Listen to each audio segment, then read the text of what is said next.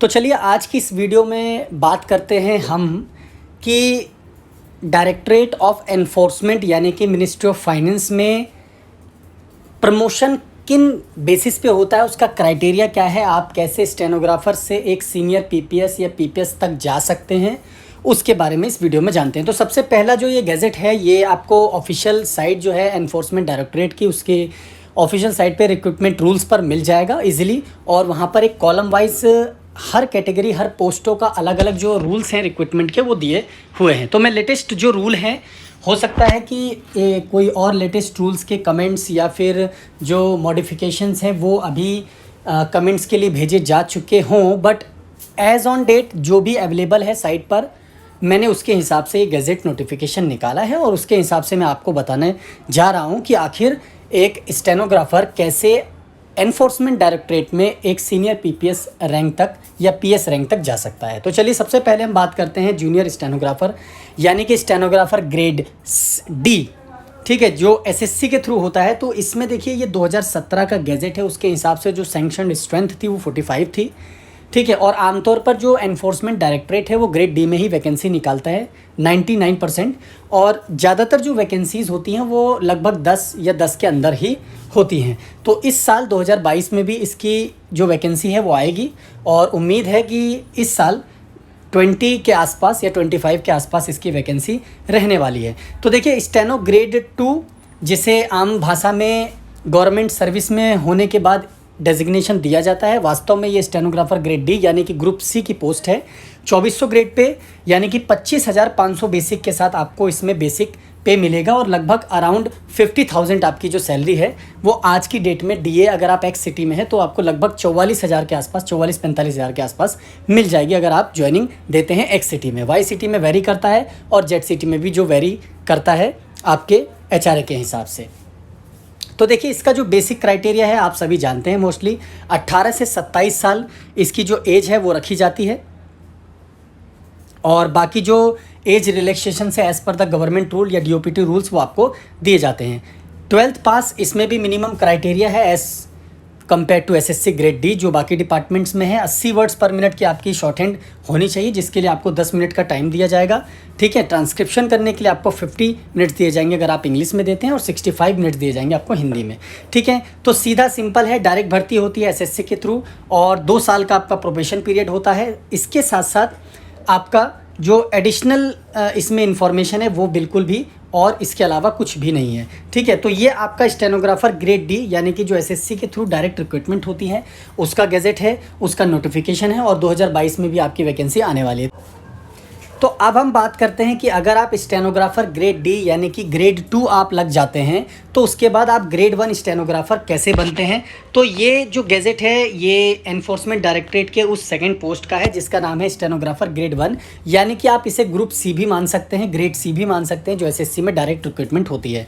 तो इसमें अगर आप एनफोर्समेंट डायरेक्टरेट में जाते हैं तो आपको स्टेनोग्राफर ग्रेड 1 बनने के लिए कम से कम 10 साल की सर्विस आपको चाहिए एज ए ग्रेड डी यानी कि ग्रेड 2, ठीक है। आपको जो लेवल मिलेगा वो लेवल 6 मिलेगा, यानी कि 35,400 आपका बेसिक होगा, और ये जो है वो डायरेक्टली जो है सिलेक्शन बेसिस पे होगा, यानी कि इसमें जो 2017 की सैंक्शन स्ट्रेंथ है वो 20 है, ठीक है। तो प्रमोशनल एस्पेक्ट से अगर हम देखें तो तकरीबन ठीक ठाक लगता है, लेकिन अगर हम ग्रेड पे वाइज देखें तो थोड़ा सा ये मुझे कमज़ोर लगता है बाकी डिपार्टमेंट के हिसाब से, जिसमें डीओपीटी फिर से लीड करता है, ठीक है। तो चलिए इसके अगर मैं एक चीज़ बताऊं, आपको इसमें भी 2 साल का प्रोबेशन कंप्लीट करना पड़ेगा अगर आप एज ए स्टेनो ग्रेड 1 बन जाते हैं, और ये जो है आपका प्रमोशनल बेसिस पे होता है। मैं इसमें डेपुटेशन या लीन का कोई आपको इन्फॉर्मेशन नहीं दूंगा, अगर आपको लेना है तो आप साइट से जाके इस पीडीएफ को डाउनलोड करके देख सकते हैं, ठीक है। मैं सिर्फ आपको डायरेक्ट रिक्रूटमेंट में क्या क्या अपॉर्चुनिटीज़ आपको मिल सकती है मैं उसके बारे में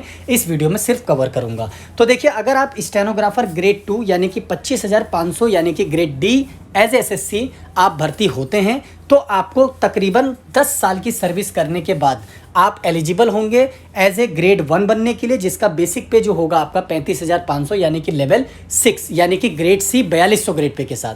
ठीक है, तो अगर मैं बाकी डिपार्टमेंट के हिसाब से बात करूं तो 10 साल में जहां आपको 4600 मिल जाता है, यहां पर आपको सिर्फ 4200 दिया जाएगा एज पर दिस गैजेटी। तो इस हिसाब से मैं इससे थोड़ा सा कमज़ोर मानता हूं। तो चलिए, अगर आप ग्रेड 1 बन जाते हैं तो उसके बाद अगला पोस्ट आपका होता है प्राइवेट सेक्रेटरी का। तो चलिए, अब हम इस गैजेट में अगले पोस्ट पे चलते हैं। देखिए, अगर आप एज ए स्टेनोग्राफर ग्रेड 1 यानी कि लेवल 6 की पोस्ट को एक मिनिमम जो सर्विस है अगर आप वो कंप्लीट कर लेते हैं एनफोर्समेंट डायरेक्टरेट में, तो आप as a private secretary eligible हो जाते हैं।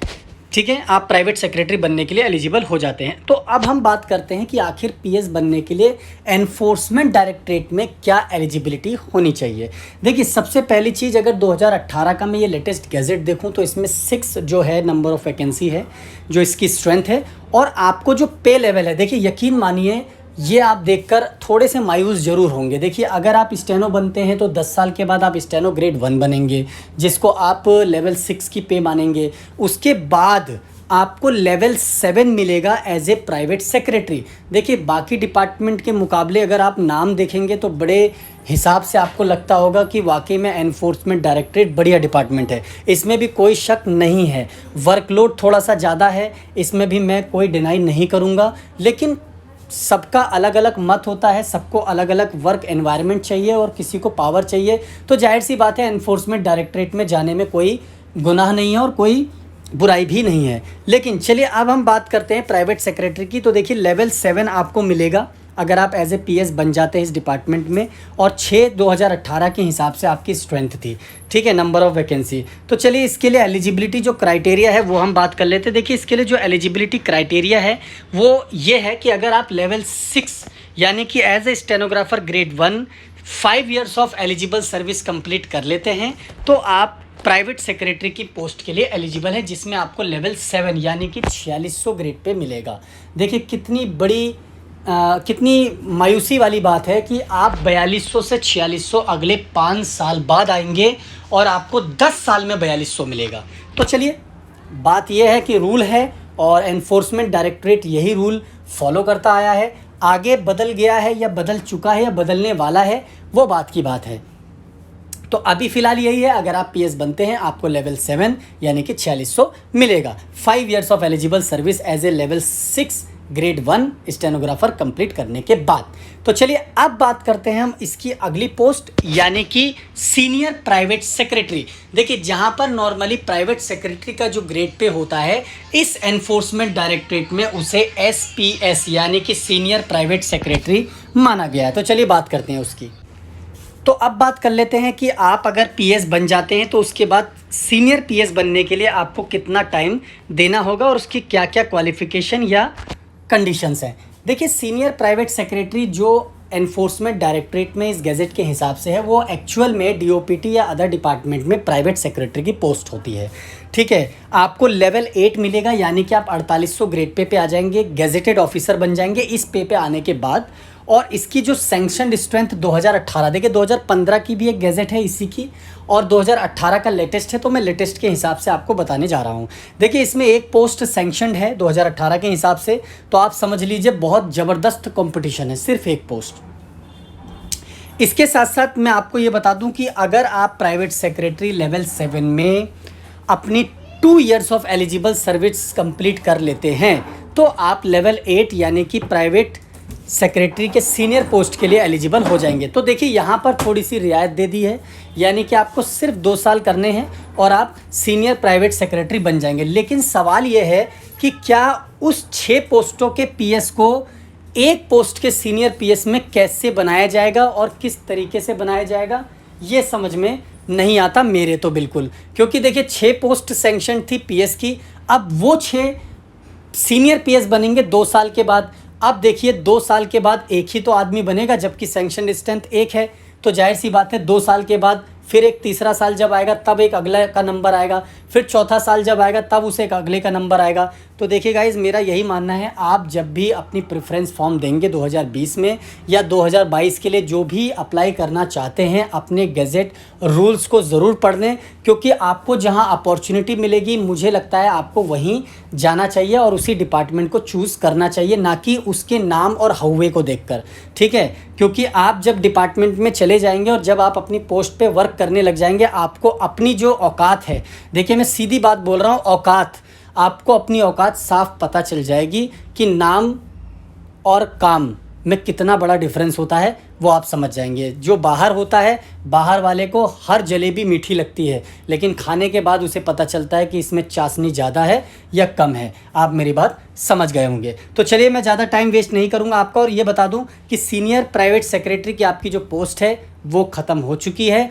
मुझे इनकी साइट पर PPS की पोस्ट की कोई भी एडवर्टीज़मेंट या नोटिफिकेशन नहीं मिली, तो मैं मानता हूँ यही आपकी आखिरी पोस्ट है एनफोर्समेंट डायरेक्टरेट में। लेकिन 4800 के बाद अगर आप इसके बाद 4 साल की सर्विस कर लेते हैं तो ऑटोमेटिकली आप 5400 ग्रेड पे के लिए एलिजिबल हो जाएंगे, जो कि आपका NFSG यानी कि नॉन फंक्शनल सिलेक्शन ग्रेड माना जाता है, और ये 7th पे में आपको ऑटोमेटिकली 4 साल के बाद दे दिया जाएगा। सो गाइज, अगर ये इन्फॉर्मेशन, ये वीडियो आपको अच्छी लगी हो तो लाइक और शेयर ज़रूर कर देना, और अगर आप चैनल पे नए हैं तो चैनल को सब्सक्राइब ज़रूर कर लें, क्योंकि मैंने देखा है आप लोगों को वीडियो ज़रूर अच्छी लगती है और इन्फॉर्मेटिव भी रहती है मेरी वीडियो, लेकिन आप लोग सब्सक्राइब नहीं करते। तो प्लीज़ सब्सक्राइब कीजिए, आपको मैं बेहतरीन इन्फॉर्मेशन दूंगा, बहुत वैल्यूएबल इन्फॉर्मेशन दूंगा जो आपको किसी और चैनल पे नहीं मिलेगी। So thank you so much.